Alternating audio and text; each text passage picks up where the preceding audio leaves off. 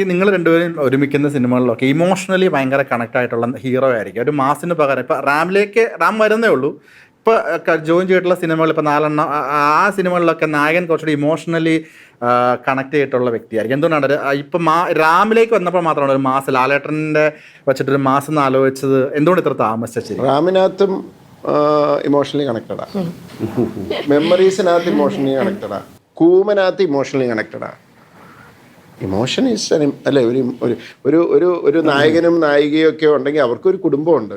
ഒന്നെങ്കിൽ ഭാര്യയായിട്ടുള്ള, അല്ലെങ്കിൽ സഹോദരനായിട്ടുള്ള, സഹോദരിയായിട്ട്, അച്ഛൻ, അമ്മ, ലൈഫ് ഓഫ് ജോസൂട്ടി ഞാൻ ചെയ്തു. അത് ഇമോഷൻ, അതിനകത്ത് ഫുൾ ഇമോഷൻസ് ആണ്.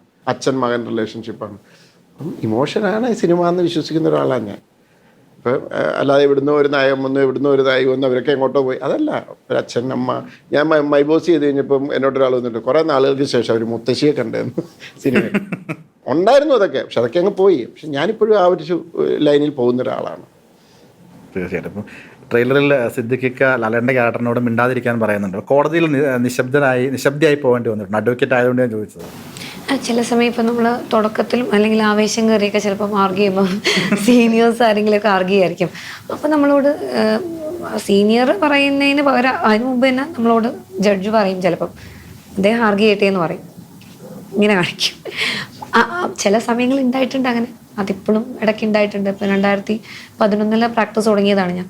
പക്ഷെ 2017-18 കൊണ്ട് എനിക്ക് അങ്ങനെ ഒരു നിമിഷം ഉണ്ടായി. കറക്റ്റാണത്. കാരണം മുതിർന്ന ആൾക്കാരാണ്, സീനിയേഴ്സാണ്. അവർ ആർഗ്യ ചെയ്യുമ്പോൾ നമ്മൾ ആവേശം കയറി അങ്ങനെയല്ല, നമുക്ക് ഇൻറ്റർപ്റ്റ് ചെയ്യേണ്ട സമയമുണ്ട്. എന്നിട്ട് പിന്നെ സംഭവിക്കാതെ എനിക്കുണ്ടായിട്ടുണ്ട് പേഴ്സണലി.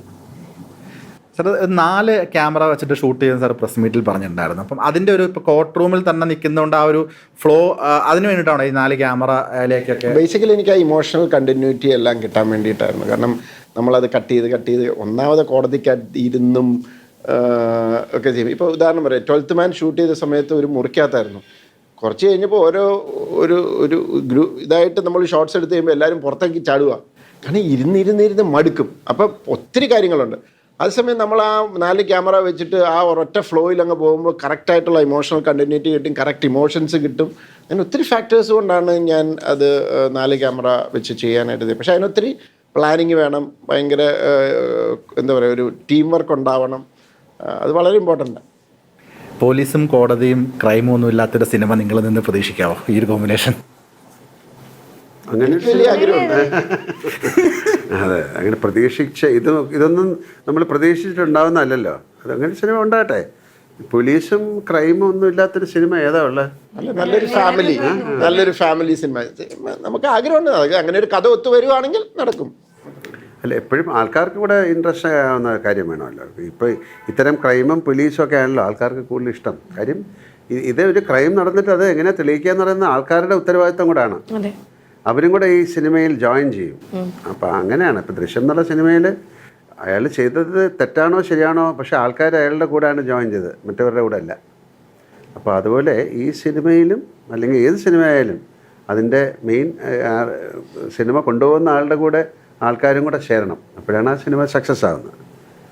നേരിൻ്റെ കൂടെ വിജയമോഹൻ്റെ കൂടെ ആൾക്കാർ ചേരുമോ ചേരണം എന്നുള്ള പ്രതീക്ഷയിലാണ് ഞങ്ങളിരിക്കുന്നത്.